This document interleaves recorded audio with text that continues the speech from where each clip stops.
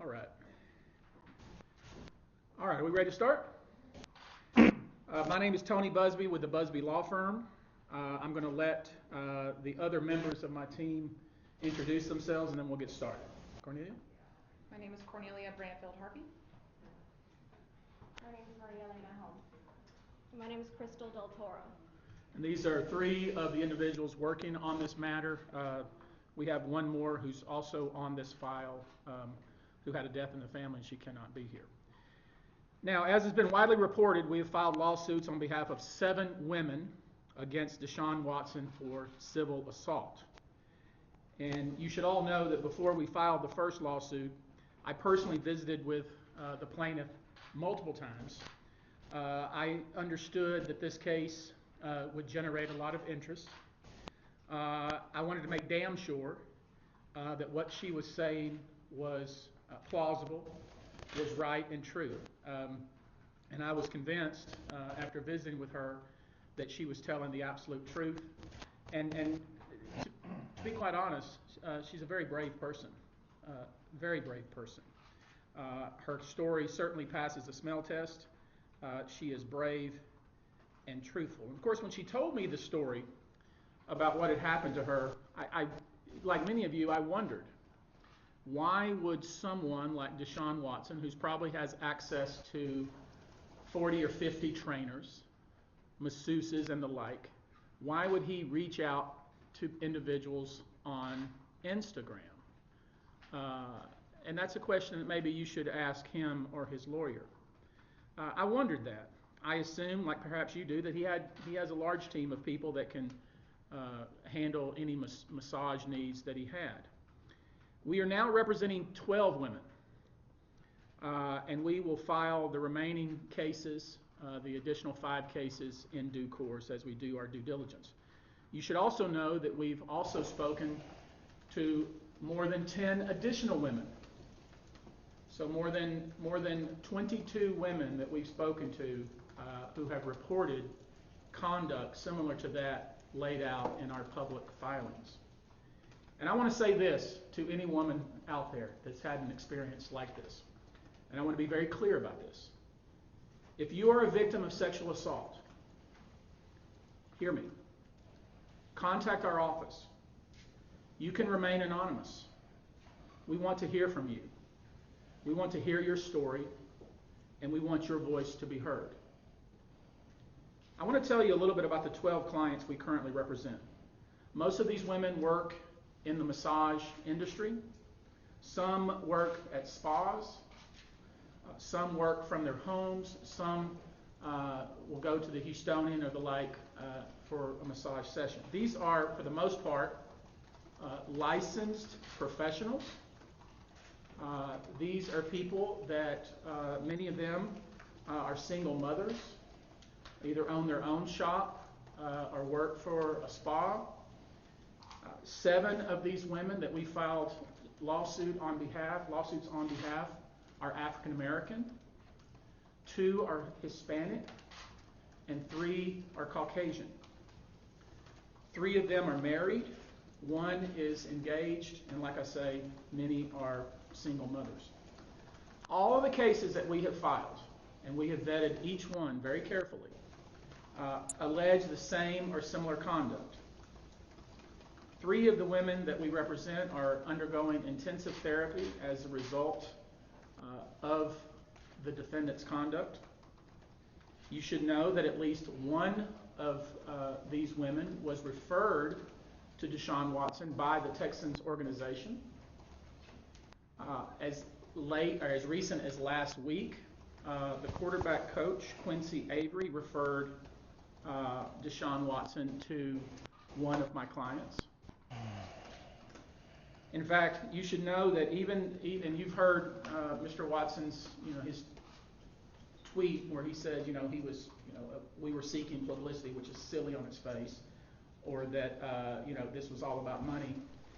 We actually had contact with Deshaun Watson's agent/lawyer from Los Angeles, who minimized these allegations, who did not take them seriously, We wanted to resolve this matter without a lawsuit, without any publicity. We knew that once we filed a lawsuit, Texas, of course, has an open courts provision in the Constitution, so all lawsuits are public, and we wanted to avoid that.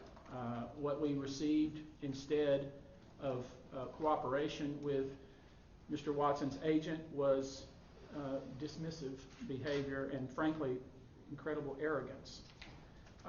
Even after we had discussions with Mr. Watson's lawyer at the time, before he hired Rusty Hardin, one of the clients that we represent, even after we had had correspondence and after we had talked to Mr. Watson's lawyer, he did it again. I mean, this conduct happened as recently as this month.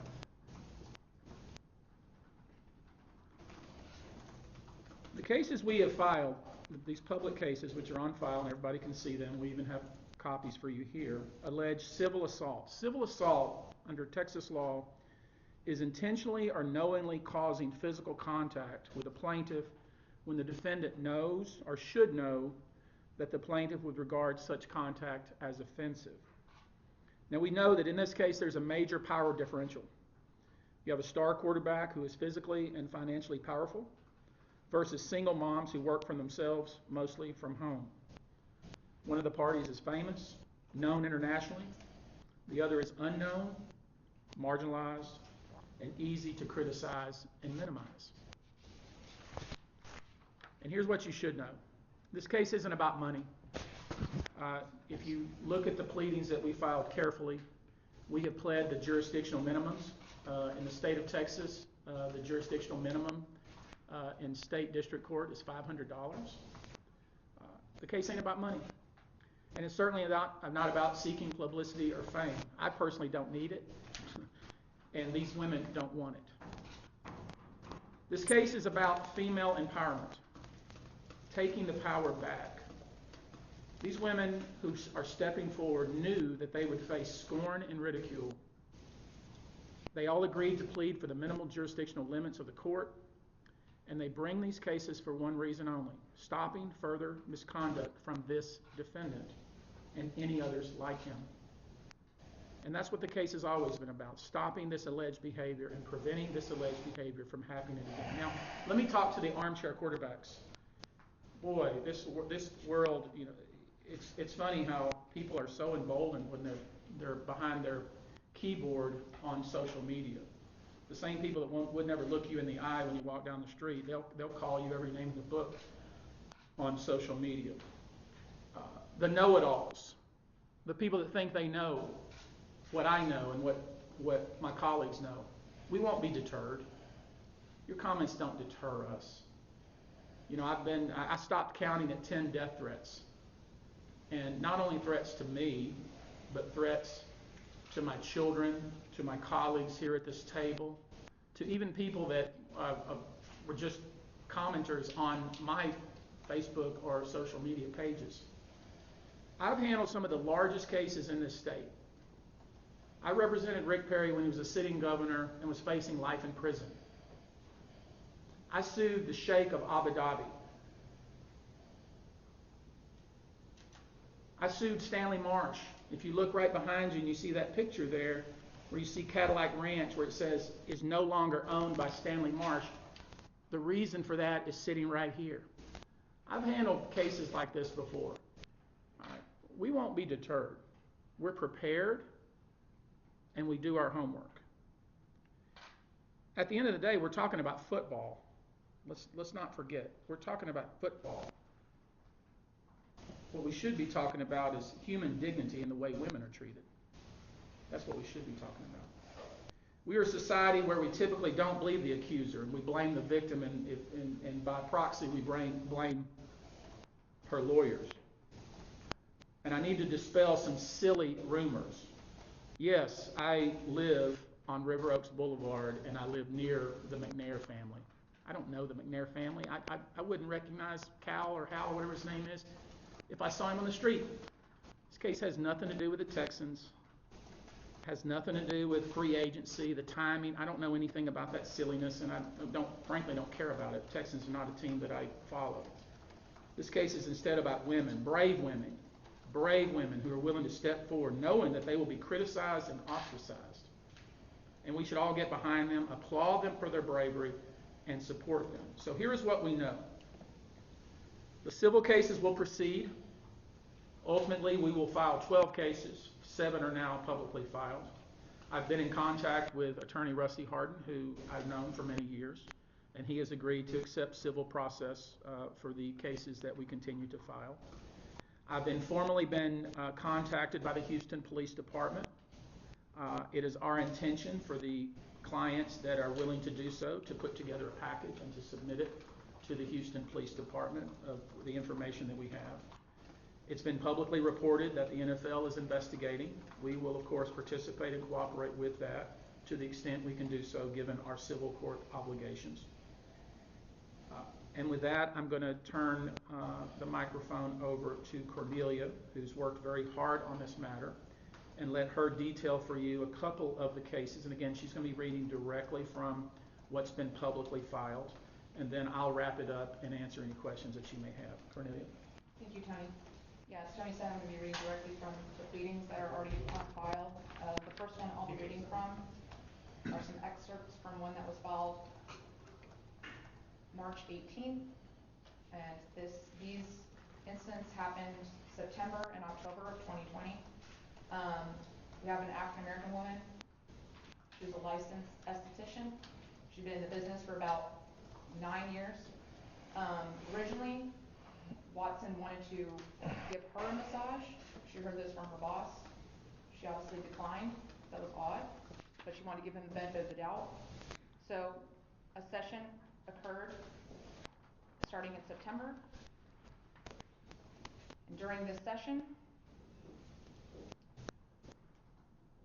Watson got completely naked. He got an erection. And he asked her what she was going to do about that erection. Plaintiff was scared and confused and didn't want to cause trouble. She also feared what Watson would do to her career if she caused a scene. She felt powerless and ashamed. In one of the other sessions, Watson escalated his behavior. He tried to put his penis in plaintiff's hand and asked her if she would touch his penis. Plaintiff was in shock and was shaking. Watson also continuously moved his body in a way that caused his penis to touch plaintiff's hand. He insisted that plaintiff keep focusing on his groin area. He was upset that plaintiff was fully clothed and told her she was wearing too many clothes. He also tried to kiss her on the mouth. Plaintiff cut the session short. She felt violated, terrified, and disgusted.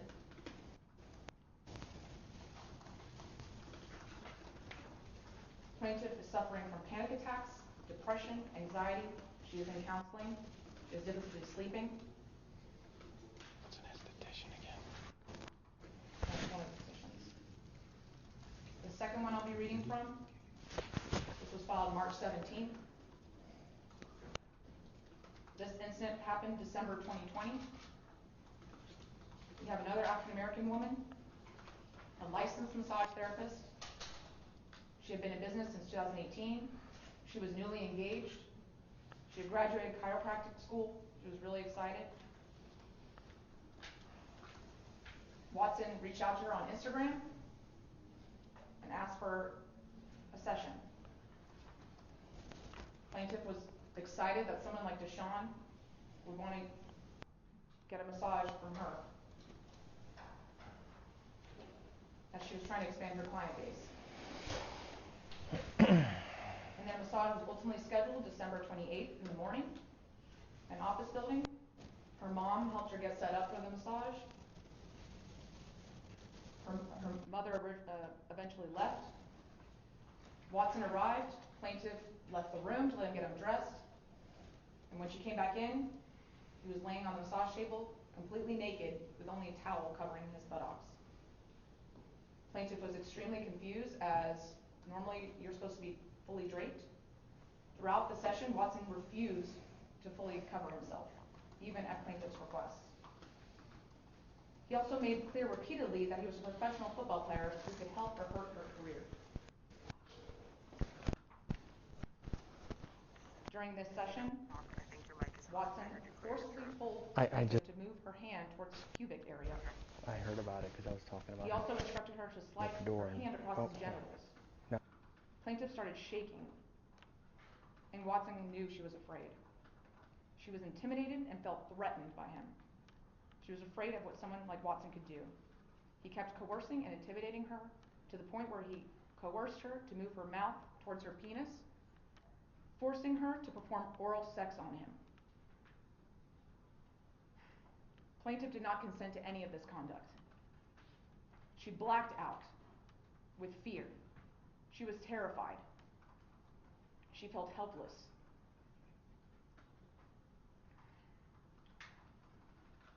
After he was finished, he offered no apology. Plaintiff was shaking, violated, and ashamed. She was so shaken that she defecated on herself and ran to the bathroom to clean herself up. She still questions herself to this day what she could have done to prevent this conduct. She is in intensive counseling. She can't sleep. Her relationship with her fiance has suffered. She suffers from depression and anxiety. She can't bring up his name without sobbing uncontrollably. She's bringing this lawsuit, as are the other women, to prevent Watson from doing this type of conduct to another woman. Tony, I'll turn it over to you. So we've been very careful about the things that we've said are things that are filed in a public pleading, and that's what Cornelia was reading from. These are very serious cases that we've done a lot of due diligence on before we brought them, and so we'll take a few questions before we wrap this up. When you filed the first suit on Tuesday night, how many of these lawsuits, how many of these women had you talked to?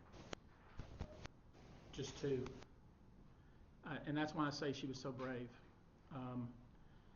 Let's just be honest about this. I mean, when you make these kinds of allegations, the first thing that people think is it's a money grab, and they blame the victim.